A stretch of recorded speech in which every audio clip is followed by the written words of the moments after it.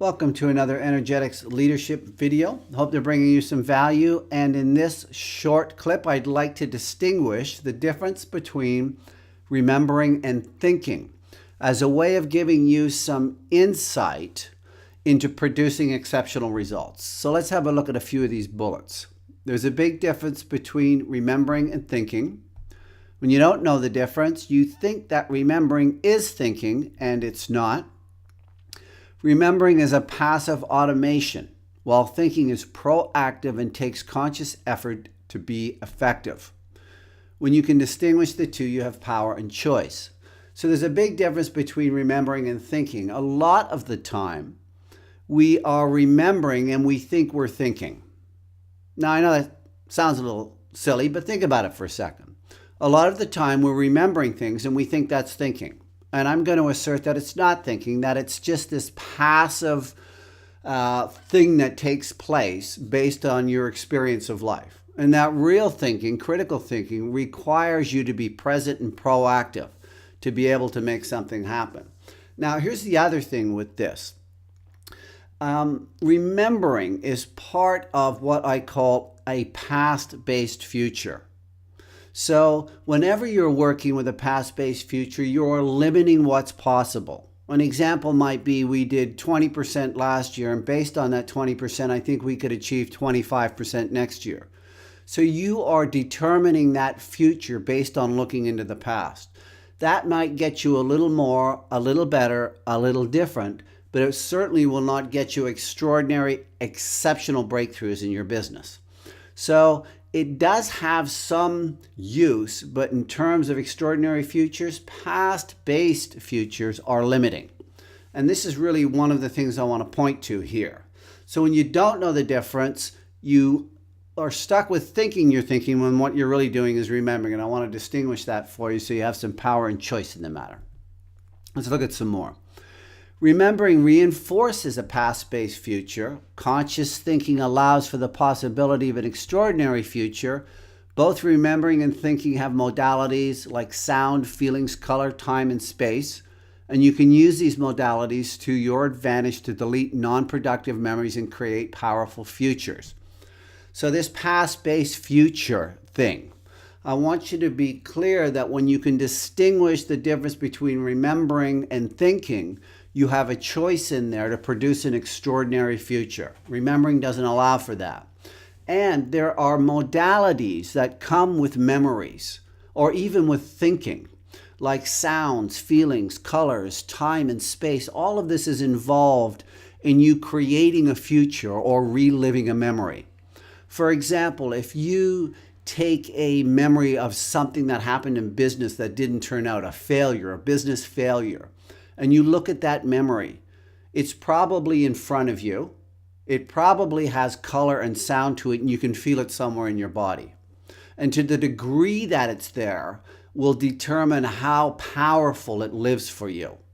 Remember, it's just a memory, but when you're reliving it, it's very real. It's a very real memory for you. So if it's a disempowering one, a business failure, something that's happened, that then can determine your behavior in the future, can it not? So I remember coaching an executive in an investment bank who had a colossal business failure.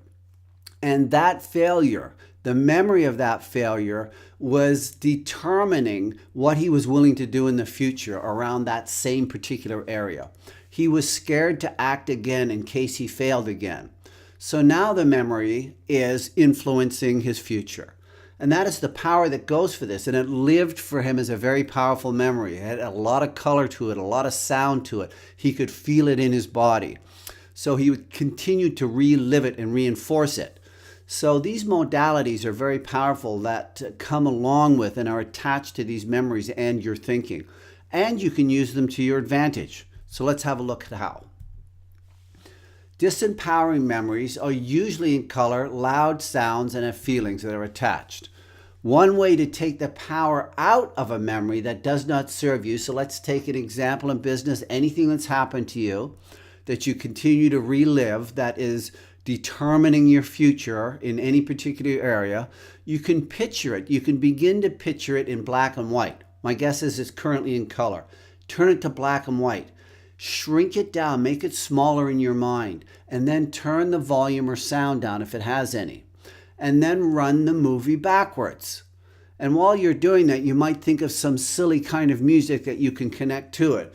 So you take this powerful disempowering memory, take the color out of it, shrink it right down, turn the volume down, turn it to black and white, and run it backwards. And do this over and over and over again. And then what you'll notice is that it's very difficult to get back to that original memory. It might be there, but it will no longer have any power over you. And this is the power that comes with working with these modalities when you can distinguish them.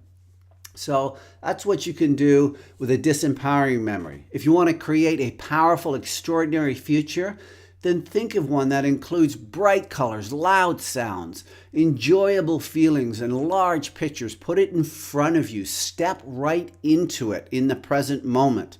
See it and feel it. Hear it. Have bright colors all around it. And take a few minutes each day and run this movie. When you wake up in the morning is a good time. Just take a couple of minutes and run this movie.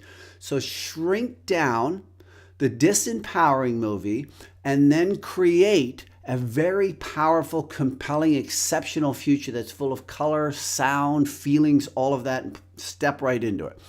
Try this out. See how it works for you. And if you practice it a little bit, you will notice the difference. You will see the disempowering memories have less power in them. And the more you do it, the less power it will have. So give that a go and see what you think. And remember, use your brain to create what you want instead of remembering what you don't want. Hope that's of some use. We'll see you on the next one.